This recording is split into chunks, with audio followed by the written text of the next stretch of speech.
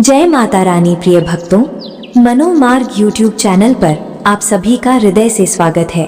आज एक बार फिर हम आपके लिए ऐसा दिव्य विषय लेकर आए हैं जो केवल पर्व की जानकारी नहीं देता बल्कि जीवन की दिशा को सही मार्ग भी दिखाता है। आज का यह कथा विशेष रूप से उन माता पिता, विद्यार्थियों और परिवारों के लिए है जो चाहते हैं कि उनके जीवन में विद्या, विवेक और संस्कार का स्थायी वास हो। आज हम बात करने जा रहे हैं बसंत पंचमी अर्थात सरस्वती पूजा के उस रहस्य की जिसे लेकर हर वर्ष लोगों के मन में भ्रम बना रहता है। खासकर वर्ष 2026 को लेकर बहुत से भक्तों के मन में यही प्रश्न है कि आखिर बसंत पंचमी 23 जनवरी को मनाई जाए या 24 जनवरी को। कोई कुछ कह रहा है, कोई कुछ और। लेकिन आज इस वीडियो में हम न केवल यह भ्रम पूरी तरह दूर करेंगे बल्कि यह भी जानेंगे कि इस पावन दिन पूजा कैसे करनी चाहिए, व्रत कैसे रखा जाए, पारण कब करना उचित होता है, माता सरस्वती की आराधना किस विधि से करने पर विशेष कृपा प्राप्त होती है, और क्या केवल बच्चे ही इस दिन पूजा करें या पूरे परिवार को इस दिन माता की उपासना करनी चाहिए। भक्तों, बसंत पंचमी केवल एक तिथि नहीं है, यह वह दिन है जब प्रकृति, मन और चेतना तीनों एक साथ जागृत होते हैं।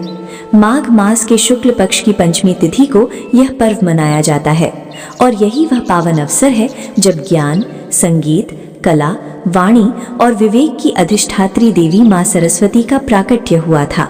शास्त्रों में वर्णन आता है कि जब सृष्टि की रचना के बाद चारों ओर मौन था, न कोई शब्द था, न कोई स्वर, तब ब्रह्मा जी ने जल का छिड़काव किया और उसी दिव्य जल से श्वेत वस्त्रों में सुशोभित वीणा धारण किए हंस पर विराजमान मां सरस्वती प्रकट हुई।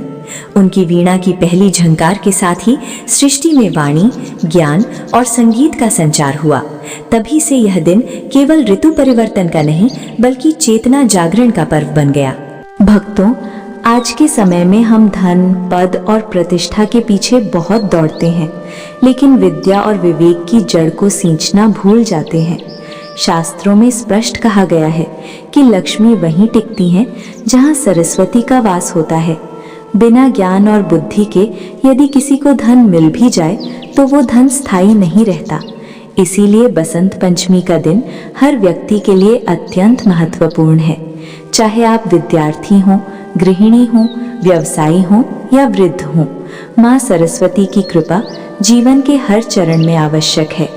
अब भक्तों, यदि हम वर्ष 2026 की बात करें तो पंचमी तिथि का आरंभ 23 जनवरी 2026 की सुबह 2:28 पर होगा और इसका समापन 24 जनवरी की सुबह 1:46 पर होगा। उदय तिथि के अनुसार भारत में पर्व मनाने की परंपरा है, इसीलिए बसंत पंचमी का पर्व 23 जनवरी 2026 शुक्रवार के दिन ही मनाया जाएगा। यही वो दिन होगा जब माता सरस्वती की पूजा, वंदना और व्रत रखना सर्वश्रेष्ठ फलदायी माना जाएगा। इस दिन विशेष बात ये भी है कि ये अबूझ मुहूर्त होता है, अर्थात किसी भी शुभ कार्य के लिए अलग से पंचांग देखने की आवश्यकता नहीं होती। विद्यारंभ, अक्षर अभ्यास, नया कार्य, नया संकल्प सब कुछ इस दिन किया जा सकता है। भक्तों, ये समझना बहुत जरूरी है कि बसंत पंचमी केवल बच्चों का पर्व नहीं है। अक्सर लोग यही सोचते हैं कि सरस्वती पूजा सिर्फ विद्यार्थियों के लिए है, जबकि सच्चाई ये है कि विद्या और बुद्धि की साधना जीवन भर चलती है। इस दिन बच्चों को पूजा में शामिल करना बहुत आवश्यक है, लेकिन साथ ही माता पिता और परिवार के बड़े सदस्यों की भागीदारी भी उतनी ही जरूरी है। जब बच्चे अपने हाथों से पुस्तक, कॉपी या पेन माता के चरणों में रखते हैं तो उनके मन में विद्या के प्रति सम्मान स्वतः जागृत होता है, और जब बड़े श्रद्धा और संयम से पूजा करते हैं तो घर का वातावरण सात्विक बनता है, जिसका प्रभाव बच्चों के मन पर गहराई से पड़ता है। शास्त्रों में ये भी कहा गया है कि वर्ष में एक दिन विद्या को विश्राम देना चाहिए। इसीलिए बसंत पंचमी के दिन बच्चों को पढ़ाई के लिए बाध्य नहीं किया जाता। उस दिन पुस्तकें पढ़ने के लिए नहीं, पूजने के लिए होती हैं। ये विद्या का अपमान नहीं बल्कि विद्या का सम्मान है। जो माता पिता इस भाव को समझ लेते हैं उनके बच्चों में अद्भुत स्मरण शक्ति और एकाग्रता देखने को मिलती है। भक्तों, इस दिन पीले वस्त्र पहनने का भी गहरा अर्थ है। पीला रंग बसंत ऋतु का प्रतीक है, जो ऊर्जा, प्रसन्नता और ज्ञान का संकेत देता है। यदि पीला वस्त्र ना हो तो हल्का केसरिया या हल्का पीत रंग भी स्वीकार्य है। इस दिन काले या अत्यधिक गहरे रंगों से बचना चाहिए। घर में मां सरस्वती की बैठी हुई मूर्ति या चित्र का होना अत्यंत शुभ माना गया है, क्योंकि बैठा हुआ स्वरूप स्थायित्व और शांति का प्रतीक होता है। पूजा विधि बहुत कठिन नहीं है। बसंत पंचमी के दिन प्रातः स्नान कर स्वच्छ वस्त्र धारण करें। पूजा स्थान को साफ कर पीला वस्त्र बिछाएं। मां सरस्वती की प्रतिमा या चित्र स्थापित करें। दीपक जलाएं और पहले गणेश जी का स्मरण करें। फिर मां सरस्वती का ध्यान करते हुए पीले पुष्प, अक्षत और चंदन अर्पित करें। भोग में पुआ का विशेष महत्व है।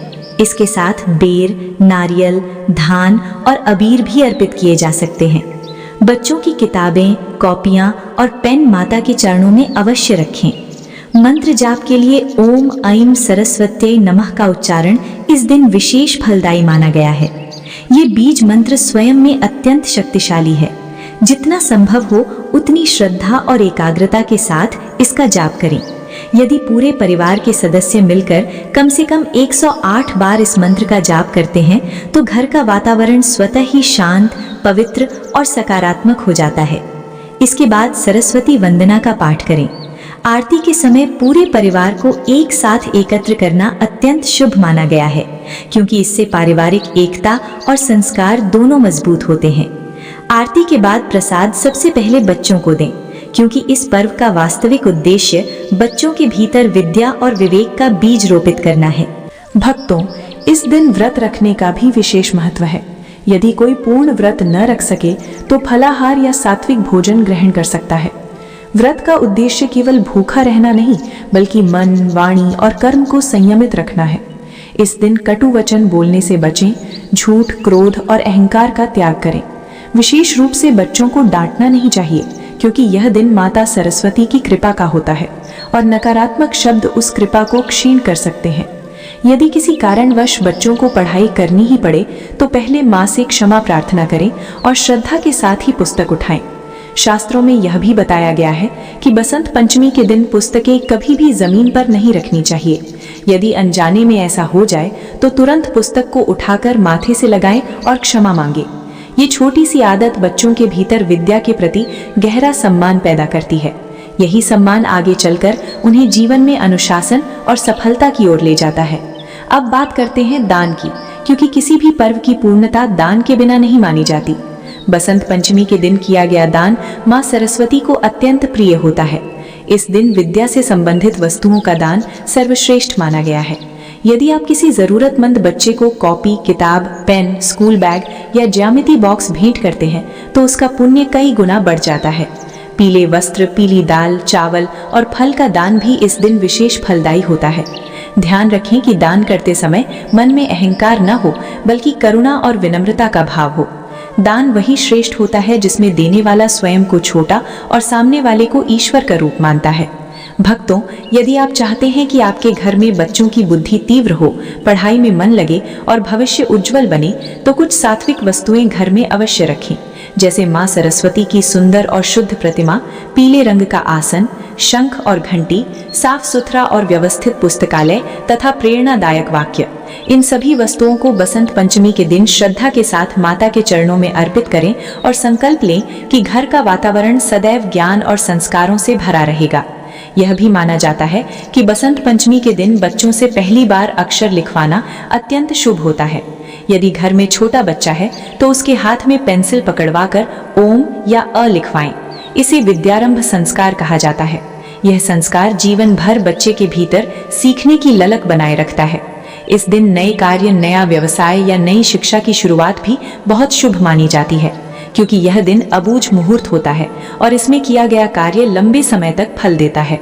भक्तों, बसंत पंचमी का पर्व हमें यह भी सिखाता है कि केवल बाहरी ज्ञान ही नहीं, बल्कि आंतरिक विवेक भी उतना ही आवश्यक है। आज के समय में जानकारी तो बहुत है, लेकिन सही और गलत का भेद करने की शक्ति कम होती जा रही है। मां सरस्वती केवल पढ़ाई की देवी नहीं है, वे विवेक, संयम और सही निर्णय की भी अधिष्ठात्री हैं। यदि हम प्रतिदिन कुछ क्षण उनका स्मरण करें तो हमारे विचार स्वतः ही शुद्ध और सकारात्मक होने लगते हैं। अंत में प्रिय भक्तों, मनोमार्ग YouTube चैनल पर हम आपसे निवेदन करते हैं कि यदि यह कथा आपके मन को स्पर्श करे तो इसे लाइक करें, अपने परिवार और मित्रों के साथ शेयर करें और चैनल को सब्सक्राइब अवश्य करें, ताकि ऐसे ही ज्ञानवर्धक और भक्ति से भरपूर वीडियो हम आप तक निरंतर पहुंचाते रहें। माँ सरस्वती आप सभी पर अपनी कृपा बनाए रखें, आपके घर में विद्या का दीपक सदा जलता रहे और जीवन ज्ञान, विवेक और संस्कारों से आलोकित हो। जय माता रानी।